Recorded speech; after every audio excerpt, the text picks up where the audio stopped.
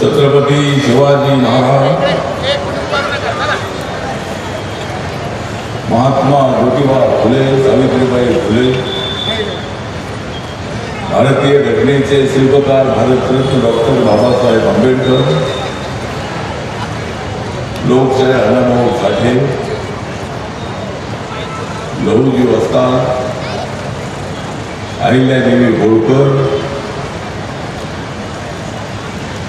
या महामानवाला वंदन करून ज्यांच्या नशिबात नाही हारणे,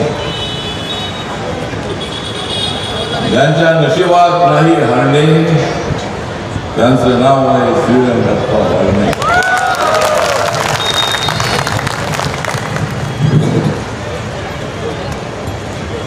नरेंद्र मोदींना निवडून देण्यासाठी तुमच्यासमोर फार अनेक आहेत कारणे.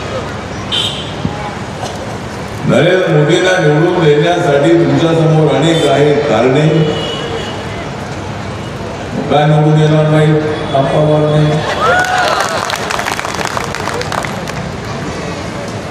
गेल्या 10 वर्षापासून अत्यंत देशाला गतिशील दिशेने घेऊन जाणारे नरेंद्र मोदी गावागावात मी बोलत आहे दादी, गावागावात मी बोलत आहे दादी, तिसऱ्यांदा प्रधानमंत्री होणार आहेत नरेंद्र मोदी. नरेंद्र मोदीजी या देशामधला अत्यंत खमक्या नेता आहे. जेवढ्या लोकांना एकत्र यायचं असेल त्याने एकत्र या. पण या महाराष्ट्रामध्ये माननीय एकनाथ शिंदेजी, देवेंद्र फडणवीसजी, अजितदादा पवार आणि या पट्ट्या आहे नरेंद्र मोदींच्या सोबत. नरेंद्र मोदींना हरवणे येण्या गमाळ्याचं काम नाही. नरेंद्र मोदी विचार करून देशाचं काम करतात. सर्वसामान्य माणसाला वरती आणण्याचा प्रयत्न करतात. सामाजिक न्यायासोबतच आर्थिक न्याय देण्यासाठी सातत्याने ते प्रयत्न करतायत. गरीब कुटुंबामध्ये जन्माला आलेले नरेंद्र मोदी, ओबीसी समाजामधून आलेले नरेंद्र मोदी, नरेंद्र मोदी तेली समाजाचे आहे. नरेंद्र मोदी जरी हिंदू असले तर नरेंद्र मोदी सर्व धर्मीयांना सोबत घेऊन जाणारे नेते आहेत. सबका साथ सबका विकास हा तर आहे नरेंद्र मोदींचा नारा. म्हणून जागा होत आहे भारत सारा. नरेंद्र मोदी जे आहे आज या देशामध्ये चमकणारा तारा. म्हणूनच 2024च्या निवडणुकीमध्ये आम्ही वाजवणार आहोत काँग्रेस आणि इंडिया आघाडीचे माला.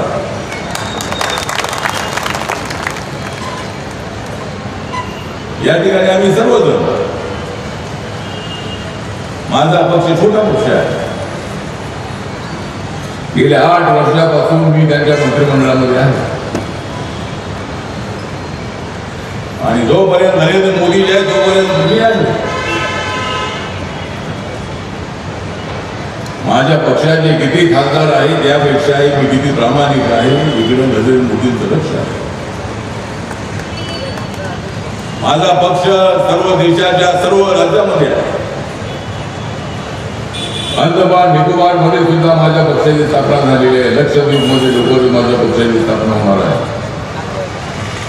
नागालँड मध्ये माझ्या पक्षाचे 2 आमदार आहेत.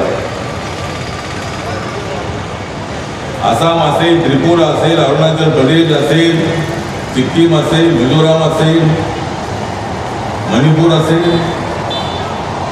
मागच्या वेळेला मणिपूरमध्ये माझ्या पक्षाचा कॅन्डिडेट फक्त 183 मतांनी विधानसभेत हरला होता.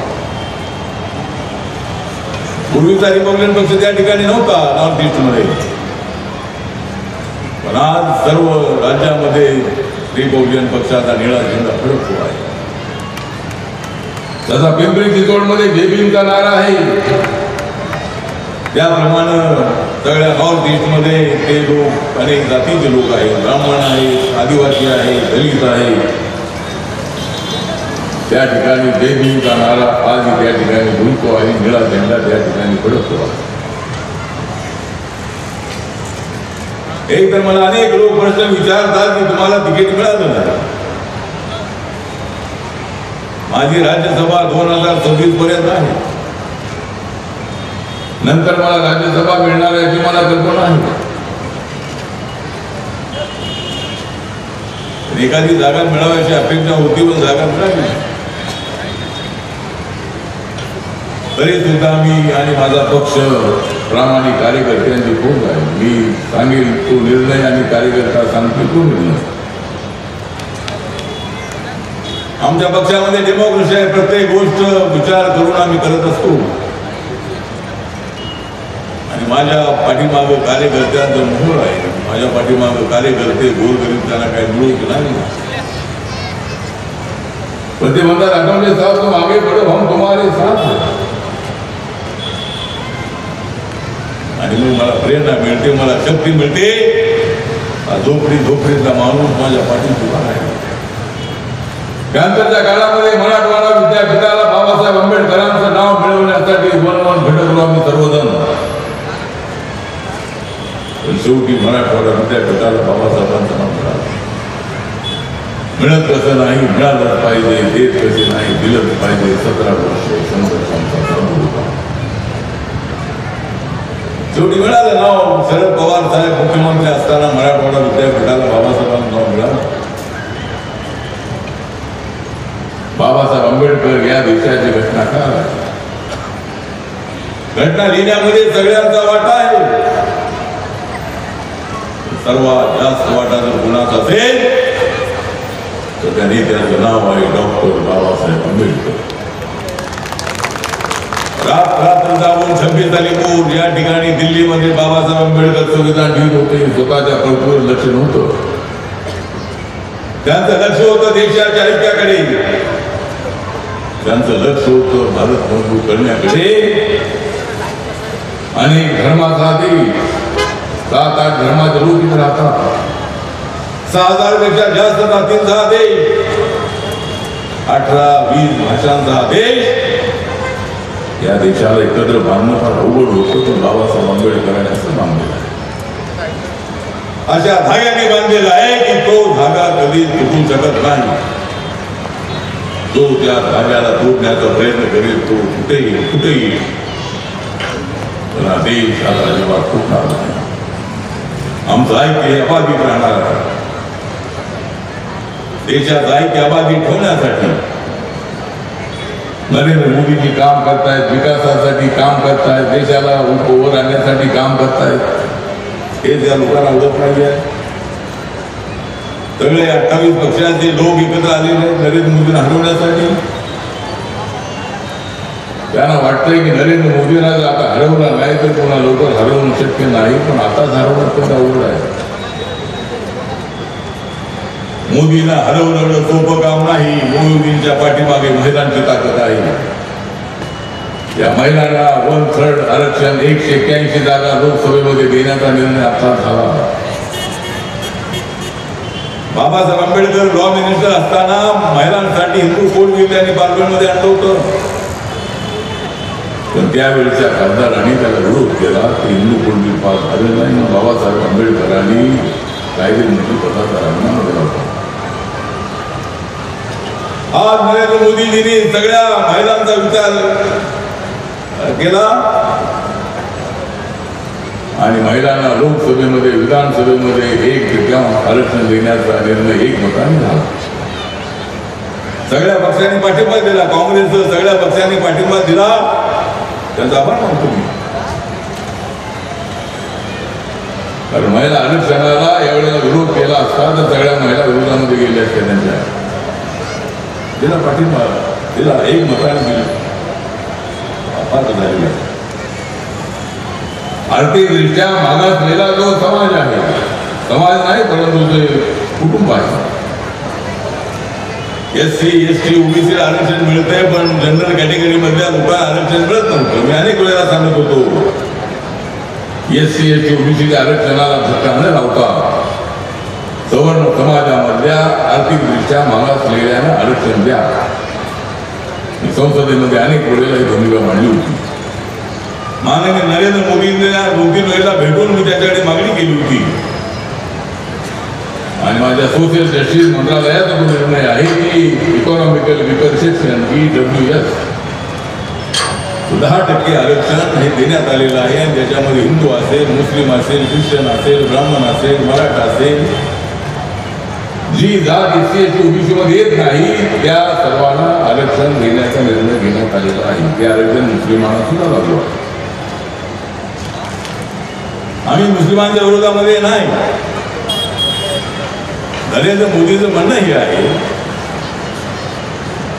की घटनेनं धार्मिक केवळ आरक्षण द्यायचं नाही अशी भूमिका घेतलेली आहे. SC/ST OBC आरक्षण देत असताना सामाजिक मागासलेपणावर SC/ST आरक्षण देण्यात आलं आणि कार्यकर कमिशननी जो अभ्यास केला होता त्या पद्धतीनं अनेक जातीच्या जवळजवळ 4-4.5 हजार जाती, 4-1,000 जाती त्यामध्ये आहे. तर OBCना मंडल कमिशनच्या माध्यमातून BPC असताना आरक्षण देण्यात आलं. काँग्रेसच्या काळामध्ये ते झालं नाही. बाबासाहेबांना भारतरत्न त्यांनी काही दिला नाही. बाबासाहेब आंबेडकरांचा फोटो त्या सेंट्रल हॉलमध्ये जिथं संविधान बनवलं त्या सेंट्रल हॉलमध्ये बाबासाहेब आंबेडकरांचा फोटो सुद्धा लावला नाही या काँग्रेसने. तो तुमच्या जिल्ह्यावर आज तुम्ही सांगताय की बाबासाहेबांचं संविधान आम्ही बदलायला चालू. नरेंद्र मोदीजी देशाचं संविधान बदलणार आहेत असं तुम्ही सांगताय. मी तुम्हाला सांगतो की देशाचं संविधान कुणाला बदलता येणार नाही. जो कोणी संविधान बदलण्याचा प्रयत्न करेल त्याची आम्ही वाट लावून टाकल्याशिवाय राहणार नाही. आमचा समाज अत्यंत खतरनाक आहे, कडवडीचा आहे. शांत होता. मी गरीब आहोत, झोपडपट्टीत राहणार आहोत, पण बाबासाहेब आंबेडकरांच्या अस्मितेला हात लागला स्वतःच बलिदान द्यायला तयार असणारे असंख्य तरुणांचे खूप पाठीले आहे. आम्ही उपाशी राहिलो तरी चालेल, पण आम्हाला स्वाभिमान हवा आहे, आम्हाला विमान हवा आहे. आजकाल आम्ही तरी उपाशी राहत नाही. गरीब आहोत, आम्ही काबाड कष्ट करतो आहोत, झोपडपट्टीत आपण राहतो आहोत. झोपडपट्टीच्या माणसाला न्याय मिळाला पाहिजे ही भूमिका आपली आहे. बार्नेजी कॉर्पोरेशनमध्ये निवडून आलेले आहे, त्यांना माहिती आहे की पिंपरी चिंचवडमधल्या झोपडपट्टीच्या लोकांना न्याय दिला आहे, घ्यायचा आहे. अनेक काम आपल्याला करायची आहे. त्यामुळे श्रीराम आप्पा बार्नेच्या प्रचाराच्या निमित्तानं आज या ठिकाणी ही सभा होती आहे. महिला मोठ्या संख्येने आलेल्या आहेत. आमची पुरुष मंडळी पण आहे, पण पुरुषापेक्षा मला महिला जास्त दिसत आहेत. कारण सध्या महिलांचं राज्य आहे, महिलांचं राज्य आहे. म्हणजे आता महिलांना लोकल बॉडीमध्ये आरक्षण होतं 50%. आता लोकसभेमध्ये विधानसभेमध्ये आरक्षण मिळालेलं आहे. महिला या पुरुषांपेक्षा हुशार असतात.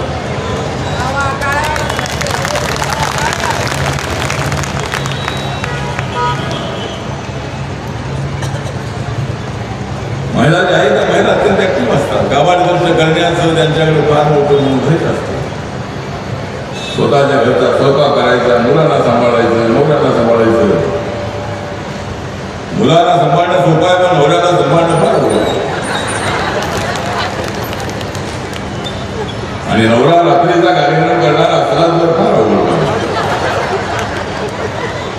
ठीक आहे, महिला प्रामाणिक आहे, काही ना काहीतरी काबाड करत असतात. आणि आपलं कुटुंब जे आहे त्या झोपडपट्टीतल्या माणसाला कोणी कसं घर होतं. आता हळूहळू 4 पैसे कमवून त्याने विटांचं घर बांधलेलं आहे. एक माळा बांधून दुसरा वरचा माळा बांधलेला आहे. हळूहळू थोडी थोडी चांगली प्रगती आपण करतो. त्यासाठी आपल्याला काम करायचं आहे. आज इथं अस्मिताई जगताप आपले आमदार आहे. लक्ष्मण जगताप यांचं मोठं योगदान आपल्या पिंपरी चिंचवडसाठी मिळालेलं आहे. त्यांच्याशी माझे अत्यंत जवळचे संबंध होते. ते ज्यावेळेला आजारी होते त्यावेळेला त्यांना 2-3 वेळा जाऊन भेटण्याची त्यांना भेटून आपण आलो होतो. अत्यंत पिंपरी चिंचवडवर प्रेम करणारा अशा पद्धतीचा तो माणूस होता. अचानक ते गेल्यानंतर अश्विनीताई निवडणुकीला उभ्या राहिल्या, तर प्रचाराला आपण आलो होतो. आणि त्या आज या आमदार आहेत, आपले उमाताई खपरेजी या सुद्धा आमदार आहेत. चंद्रकांता सोनकांबळे आमच्या माजी नगरसेविका आहेत. परशुराम वाडेकर, कुणाल वावळकर, बाळू भागवत, स्वप्नील कांबळे, विनोद चांदमारे, सूर्यकांत वाघमारे, अमित गोडके, अण्णा वायदंडे आमच्या मातंग आघाडीचे अध्यक्ष, सम्राट डकाते, कमलताई कांबळे, बाळासाहेब गोवाळ, नगरसेवक संदीप वगैरे, शीतल शिंदे, अनुराधाताई गोडके, बाबा त्रिभुवन, मनीषा पवार, सदाशिव खाडे आणि अजून इतर अनेक मान्यवर, शिवसेना, RPI, भाजप, राष्ट्रवादी काँग्रेस, महादेव जानकरांचा पक्ष, आमच्या सदाभाऊ खोतेंचा पक्ष, अशा अनेक पक्षांचे सर्व नेते या ठिकाणी उपस्थित आहेत. आणि आज या ठिकाणी श्रीरंग बारणे यांच्या प्रचाराच्या निमित्ताने नरेंद्र मोदींचा जो 4 से पारचा नारा आहे, मागच्या वेळेला बीजेपीच्या 303 जागा होत्या, आमच्या इंडियाच्या 329 जागा होत्या. यावेळेला जागा वाढतील अशी आम्हाला अपेक्षा आहे. साऊथ इंडियामध्ये सुद्धा बीजेपीच्या जागा निवडून येणार आहे. नॉर्थ इंडियामध्ये बीजेपी स्ट्रॉंग आहे. नरेंद्र मोदींचे अनेक निर्णय आहेत. 370 कलम हटवण्याचा निर्णय आहे. अनेक जनधन योजनेचे अकाउंट उघडण्याचा विषय असेल, उज्ज्वला योजनेचे गॅस सिलेंडर फ्रीमध्ये देण्याचा विषय असेल, आयुष्मान भारत योजनेचा विषय असेल. आयुष्मान भारत योजनेच्या अंतर्गत 4 कोटीपेक्षा जास्त लोकांना मेडिकल ट्रीटमेंटसाठी पैसे मिळालेले आहेत.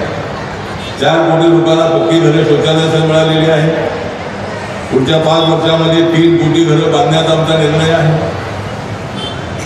10 कोटी लोकांना गॅस सिलेंडर मिळालेले आहे.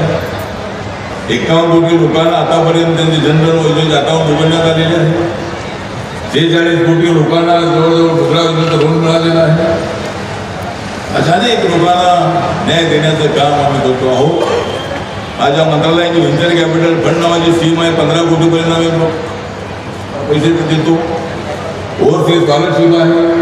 कॉलेजमध्ये ज्या मुलांना ॲडमिशन मिळतं त्याला 50 लाख, 60 लाख, 70 लाख, 80 लाख, 90 लाख एवढे पैसे जेवढे लागतील तेवढे पैसे आमच्या मंत्रालयाचे देत आहे. गव्हर्नमेंट ऑफ इंडियाची स्कॉलरशिपची स्कीम आहे. ओल्ड एज होमची माझ्या मंत्रालयाची स्कीम आहे. आश्रमशाळेची स्कीम आहे. नशामुक्ती केंद्राची स्कीम आहे. जो कोणी नशा करणार असेल त्याचं नाव मला सांगा, ताबडतोब त्याला नशामुक्ती केंद्रामध्ये पाठवतो. म्हणून असे अनेक आमचे स्कीम्स आहेत. त्या स्कीम्स आपल्याला चांगल्या अंमलात आणायच्या आहेत आणि त्यासाठी आपल्याला सगळं काम करायचं आहे. त्यामुळं आपली निवडणूक विचारली आहे. आपली निवडणूक जी आहे ती 13ला आहे. जो हा मतदारसंघ आहे तो बांधणीचा मावळ मतदारसंघ 2 वेळेला तिथे निवडून आलेले आहे. 3ऱ्या वेळेला ते आपलं नशीब आजमावण्यासाठी किंवा आपल्यावर विश्वास त्यांचा आहे. एवढी प्रचंड अशा पद्धतीची गर्दी पाहायला मिळते. बांधणीचं पारडं अत्यंत जड आहे. आणि एवढं सांगतो की ह्या तुम्ही छत्रपती शिवाजी महाराज आणि बाबासाहेब आंबेडकरांची या तुम्ही छत्रपती शिवाजी महाराज आणि बाबासाहेब आंबेडकरांची आणि निवडून द्या श्रीरंग अप्पांचं धनुष्यबाण. वाढवायची आहे तुम्हाला नरेंद्र मोदींची शान. वाढवायची आहे तुम्हाला नरेंद्र मोदीजींची शान. म्हणून तुम्ही द्या आमच्या कामाकडे थोडं ध्यान. आपण सर्वांनी लक्ष बोलू काय काय झालेलं आहे. विरोधकांचा प्रचार प्रचार आहे, अत्यंत विषारी प्रचार आहे. संविधान बदलणार, लोकशाही धोक्यात आलेली आहे, हिटलरशाही आहे. हिटलरशाही असती तर मोदीजी मतं मागायला आले असते का? त्यामुळे अशा पद्धतीचा सगळा प्रचार खोटा आहे.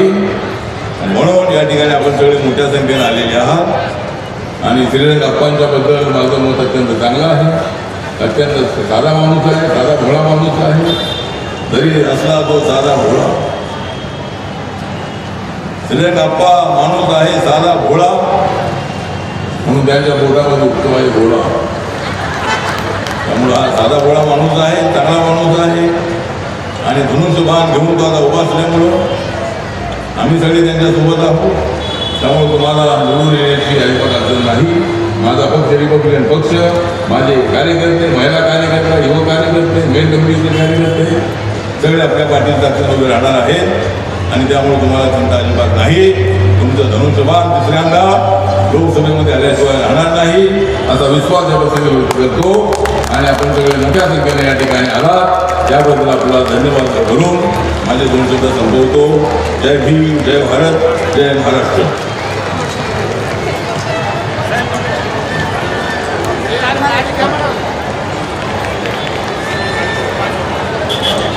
यानंतर सुजित कांबळे यांना विनंती करतो की आपण आभार प्रदर्शन करायचं. साहेबांचा एक फोटो घ्यायचा आहे. साहेब, कार्यकर्त्यांना विनंती की आपण जरा गर्दी करू नका. साहेबांना फोटो घ्यायचा आहे. महायुतीच्या उमेदवार व साहेब आणि मान्यवर एक फोटो देत आहे.